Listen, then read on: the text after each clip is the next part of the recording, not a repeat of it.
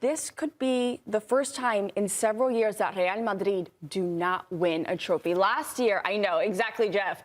Last year, they didn't win a major trophy, but they did still win 2 trophies to add to their cabinet. But, Charlie, I mean, if you're Álvaro Arbeloa, where are you focusing your efforts for the remainder of the season? Champions League. La Liga, for me, is done for them. 7 points. That's too big of a task to catch Barcelona at the moment. And even though Bayern Munich are going home with a 2-1 advantage in aggregate, I think you put all your eggs in trying to somehow come away with the Champions League trophy. And that's the only saving grace for Arbeloa if he has a chance at staying in this position. But I think he's dead man walking at the moment. Real Madrid need a new manager, they need a new voice. I think they pulled the plug a little too early on Xabi Alonso. Bingo. They should have at least allowed him to finish the season and see if he could have turned things around. But ultimately, it just hasn't been good enough for Real Madrid. I look at the injuries that they've had, some really difficult injuries, but most importantly, the midfield setup, for me, hasn't been strong enough to propel Real Madrid forward, because you could argue, okay, the front three, it's not clicking. You know, Mbappé and Vini Jr. and it was Rodrigo. They moved him. There's Arda Güler, trying to find the right balance. But the midfield for me, since Toni Kroos left, and then you're saying, okay, Luka Modric is gone. He was a little bit on the older side. They haven't replaced those 2 metronomes. And then you can say Casemiro, when he left, Tchouameni comes in a little bit different. But that midfield core, controlling the tempo, it has not been the same. Well, I just hope that Arbeloa doesn't watch this show. You've just hammered them and him. It was a damning assessment. Unfortunately, though, difficult to argue with anything that you said. Really difficult. The one question mark I've got is I don't think that he can afford to give up on the league. Because, if they get a decent result against Girona at the weekend, that helps them mentally going into the second leg against Bayern Munich. Agree with that? It helps them if they get back to winning games, doesn't it? 100%. Also, if they don't win the league and Barcelona do win it, which I think is pretty much what we all expect, the distance does have some relevance. It's not a complete, okay, they won it, you're a disaster. If Barcelona win it by 10, 12, however many points, they need to make it as close a race as possible. So if they can get past Bayern Munich, which would be incredible, then, of course, the focus is much more on the Champions League because they're in the semi-final. But at this point, and I know we're only talking a matter of days, I think he's still got to take La Liga quite seriously. Yeah, I mean, when you look at this team against Bayern Munich clearly comes in as the favorites. Only going down back to Bayern, down a goal, not terrible, considering that we expected Bayern Munich to come out of this tie. And you look at this game against Girona, yeah, I think the motivation and getting that momentum back is extremely important. Yeah, you focus on the Champions League, without a doubt. It's your best chance right now. But if they get knocked out next week in the Champions League, then you have to turn and try to, what do you have left in the league, and trying to maybe capitalize on Barcelona dropping some points here and there. Right now, all the eggs have to be in the basket of this game against Girona, getting across, getting 3 points, getting that momentum back, and then push everything in and try to get that win and try to turn around what would be a historic upset against a Bayern Munich side that's been rolling all season long. Crazy that we could potentially have a Real Madrid that does go trophyless, as we've been saying. And Charlie, you were talking about some of the struggles that Real Madrid has been having, that they lost some players that they haven't replaced, that they brought in some players that maybe they don't work with the current players they have. At the core of it, though, do you think that that's the biggest issue, or is there something else underneath here that's really at play for their struggles this season? It's a combination of, it's a little bit of everything.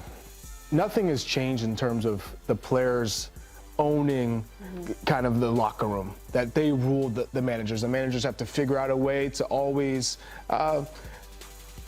please the players in a way. Like they've always been the bosses because of the typical profiles within that locker room. But I do think injuries have had a role. I do find that finding the right balance. We saw, you know, a player like Jude Bellingham, for instance, who comes into Real Madrid in his first season and was electrifying, just scoring goals at will, at a rate that no one anticipated Jude Bellingham scoring. And then it feels like they've tried to move him back and take away what he was doing so well for Real Madrid because they brought in Mbappé and trying to figure out, okay, now we're going to attack with just Vini and Mbappé and everyone else sit back, and then trying to plug and play in the midfield the right combination, and I just don't think they've found that. I still think there's big questions as to whether or not Vini and Mbappé can play together. There's a... You haven't seen enough of them looking for each other at moments? Of course, they like to float to the left a little bit. No, I think the question still persists in Spain, whether or not they truly can play together.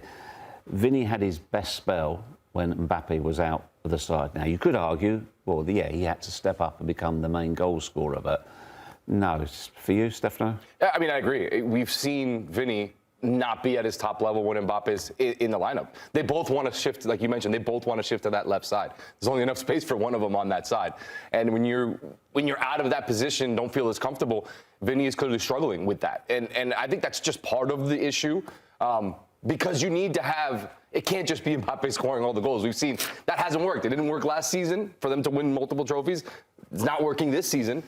He's getting all the goals, he's getting his numbers, but when you don't have a secondary scorer, a Robin, if you will, to his Batman, the team is going to struggle back from the midfield as well. My only argument to them both floating out to left, especially with Mbappé, is then why does it work for France? In France, you have in watching them in the last friendly and watching it closely, Brazil versus France, you're seeing Mbappé go to the left, but then Ekitike and Dembele move. And it's almost just so fluid in the way that they can interchange, and no one's saying, I'm only here, I'm only receiving the ball. If Mbappé popped out to the left, guess what? Ekitike moved to the middle. Yeah, if Mbappé drifts out there, you don't see Vini go around to the right, do you? Particularly. There's been a couple of moments in this Bayern game where he did. I think France are more fluid than Real Madrid. Their front, the way they play across the front. And then you throw in Olise, and it just felt like when you watch France play and the way that they're able to be unselfish in those big moments, why aren't we seeing that with Real Madrid? Does that speak to the manager situation? I mean, we talked about it. We just mentioned it before, and I agree with you that I believe Xabi Alonso didn't get enough time to implement his plans. Is that a player problem, that they didn't like his playing style? You mentioned that the players kind of rule things there 100% a bit, and Florentino Perez gives them that power, the president of the club. But maybe that's the larger issue, that they need a manager that's going to tell them you need to play this way to have success and put them on the pitch tactically the way that they're going to be able to attack and score goals and get results. Well, you have to have buy-in. Right. Just to Claudia's point, maybe we're now seeing, the players, they've always ruled the roost Right. at the Bernabeu. Always. They've always been in charge. They got rid of Alonso. If they carry on like this, they'll get rid of him as well. Is that starting to unravel? Is that no longer sustainable? Does the club need a cultural reset? Because traditionally, Real Madrid have always won something, so they can say to all of us critics, see, look, what we've done in the Champions League, what we've done in La Liga. But when the trophies dry up, that's when the question marks come. I think the problem when players do rule the locker room is that if you have too many big names, too many big egos, then there starts to become a clash within maybe the players themselves in the locker room. But are we panicking about Real Madrid? All of this being said, because we know historically how this team is in Champions League. If they can turn it around, if anyone can turn it around, it can be Real Madrid.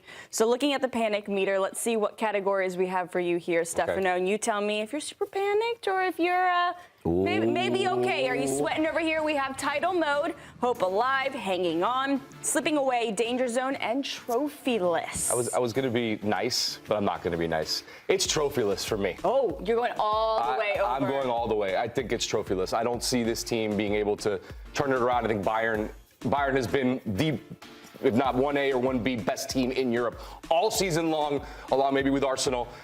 For me, they can't get back into this. La Liga is done. Barcelona has too big of a lead at this point. For me, Real Madrid trophyless. I know we'd like to talk about last season, how, maybe they won the Super Cup. For me, I'm sorry, that was trophyless. Yeah. Real Madrid, No major you can't trophies. count a Super Cup as a major trophy for a club like Real Madrid. So for me, a second season, trophyless. Why are you smirking over there? You think it was too harsh on Stefano? Well, if you watch that game, Manuel Neuer had to come up with massive saves. Man of the Save match, Charlie. After save after save. I wouldn't. Now, if they do get by Bayern Munich, which would be almost near a miracle, not a miracle because we just saw Because we've seen it More before. than possible. it is. But then they'd have to get through PSG. And I think we're talking about the gauntlet to win that Champions League trophy. But the confidence you get from beating a Bayern Munich would put them in a great place. Guys are starting to get healthy. The World Cup, the summer, you can see the light at the end of the tunnel. That maybe it might be enough to push them, especially with the allure of Champions League for Real Madrid. But I wouldn't go trophyless just yet. I'd be on the line with danger zone and trophyless. me too. It's fair. That's fair. You got to give them a little I just hope. can't. I didn't expect I you to just go all don't the see way them. I around. just don't see them against this Stephanie, you Bayern just Munich can side. never write them off. In the Exactly, Champions League. and I've been guilty of that before, writing them off and then completely them But you're gonna do it proving me again. wrong. I'm doing it again. I'm doubling down on them one more time.